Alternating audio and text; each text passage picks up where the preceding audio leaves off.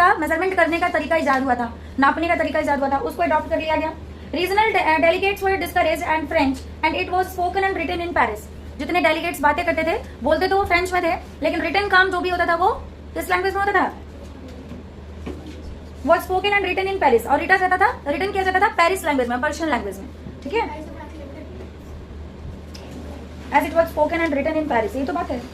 Regional dialects were discouraged, अच्छा, and French and as it was spoken, अच्छा, जो भी रीजनल लैंग्वेज बोला जाता था उसको खत्म कर दिया गया। जो भी उस समय लड़ाई हुई थी रीजनल लैंग्वेज के लिए बहुत ज्यादा, ठीक है, तो उसको खत्म करके पेरिस चूंकि कैपिटल है तो इसलिए इसका नाम मुझे लगा पर्शियन लैंग्वेज में लिखा जा रहा है। तो पेरिस में क्या है कि फ्रेंच लैंग्वेज में सब चीजें अब लिखी जाने लग गई, क्योंकि पेरिस कैपिटल है, लिखी तो यहीं जाएगी। घर में बैठ के तो कोई लिखेगा नहीं। जैसे हमारे यहाँ कोई नियम कानून बन रहा है, दिल्ली भी कैपिटल है तो हम दिल्ली की बात करते हैं, इंडिया बाद में, पहले दिल्ली दिल्ली दिल्ली, है ना। बाहर जाएंगे ना तो इंडिया कम सुनने को मिलता है, दिल्ली सबसे पहले सुनने को मिलेगा, क्योंकि वो उसका कैपिटल है। तो कैपिटल सिटी को वैल्यू ज्यादा मिलती है, ठीक है। इंडिया के इंडिया कोई चीज नहीं है, जगह नहीं है, इंडिया सब मिला के इंडिया है ना। और दिल्ली का नाम अपने आप में अच्छा है क्योंकि कैपिटल सिटी है।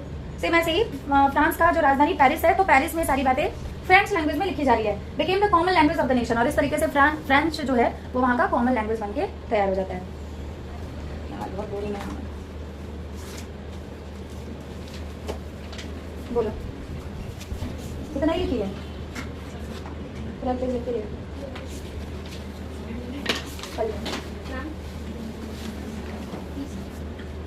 फी देने के लिए थोड़ी ना मना कर दूंगी, फी तो दे दो भैया जितना दे सकते। तो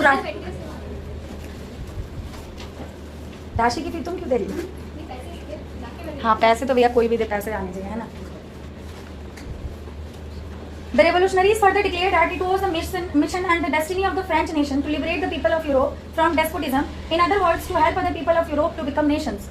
अब लोग बातें कर रहे हैं कि हमारा डेस्टिनी था, मतलब हमारी किस्मत बहुत अच्छी थी कि हम लोगों को आज़ादी मिल गया। इस टाइप से लोग बात नहीं करते, वैसे बोल रहे हैं कि हम लोग एक नेशन बन के आ गए, नहीं तो भैया मोनार्क में तो हम मर ही जाते फिर, ठीक है।